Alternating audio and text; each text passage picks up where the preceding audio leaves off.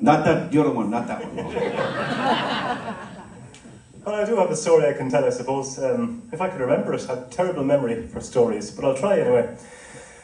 This actually happened I come from the west of Ireland, from Connemara, and it happened in Clifton, in the town nearest where I come from. And it rains an awful lot, all over Ireland really, but particularly on the west coast. It's a bit like up there in Seattle and Washington, lots and lots of rain all year round.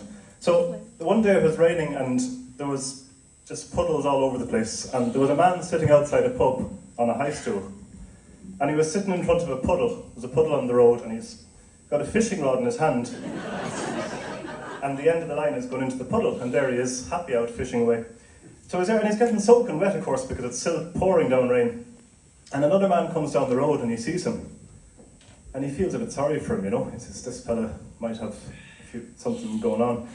He says, are you all right there? He says, I'm fine, yeah, I'm grand. They're reeling in his line. And he says, are you sure? He says, yeah, I'm just doing a bit of fishing.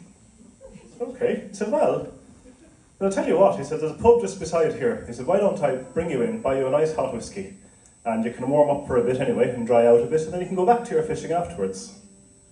The man says, oh, that'd be very nice, thank you, you're very kind. So they go in, and the man buys the fisherman a hot whiskey, and he buys himself one, and they sit and they're drinking it away, and he buys another one, and they're chatting, starting to get more chatty.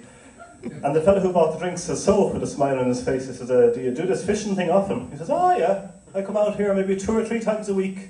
If there's lots of rain, I do better. The man kind of looks at him with a funny frown, and he says, he gets a bit cheeky at this point, he says, and do you ever do much good at the fishing? The other fellow says with a much bigger smile, not too bad, you're the third one I caught today.